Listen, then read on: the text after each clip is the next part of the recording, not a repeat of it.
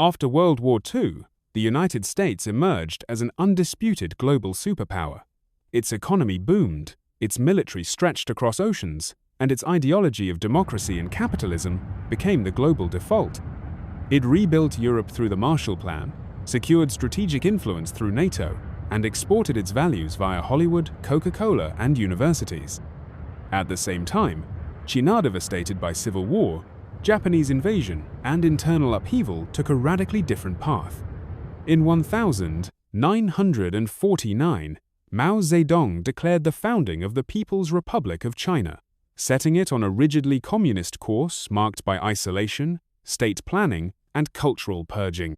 Through the Great Leap Forward and the Cultural Revolution, China alienated allies, stagnated economically, and remained on the global sidelines.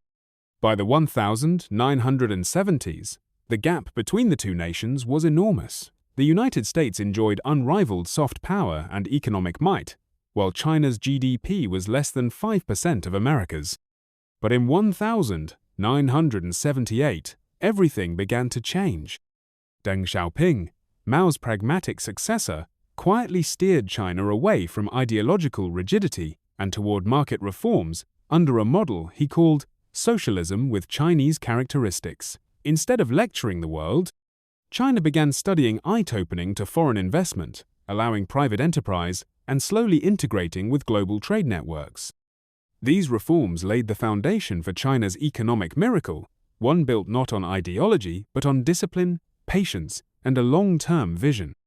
Through the 1980s and 1990s, the US remained the dominant power, but China was no longer invisible. It focused relentlessly on education, technology, manufacturing, and trade surpluses growing at double-digit rates, while America was distracted with global policing and domestic consumerism.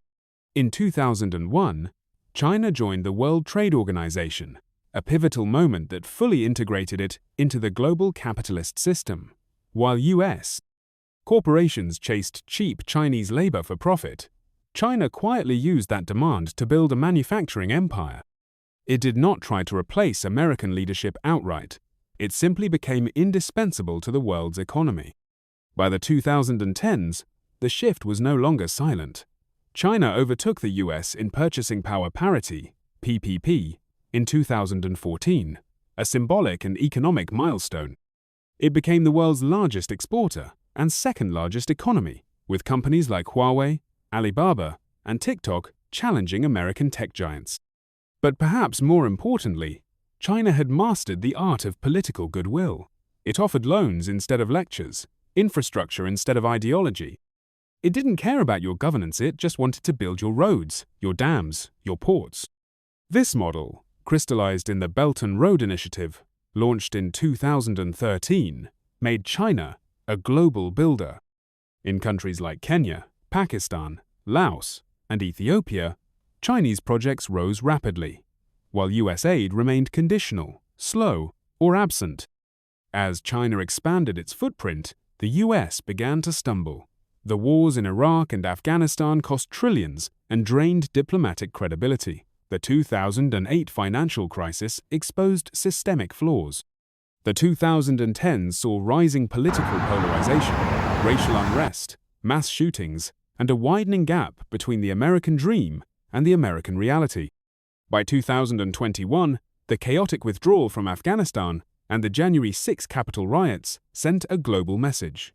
America's internal governance was no longer a model to admire. Allies questioned US reliability. Rivals weaponized its weaknesses. China, meanwhile, presented itself as a stable partner country that could make long-term commitments and deliver them on time. China's political goodwill became its most potent tool. While the US continued pushing democracy and transparency, China offered deals with no strings attached. In Africa alone, trade with China surged to $254 billion by 2021, dwarfing the US's $64 billion. China didn't ask about human rights or electio.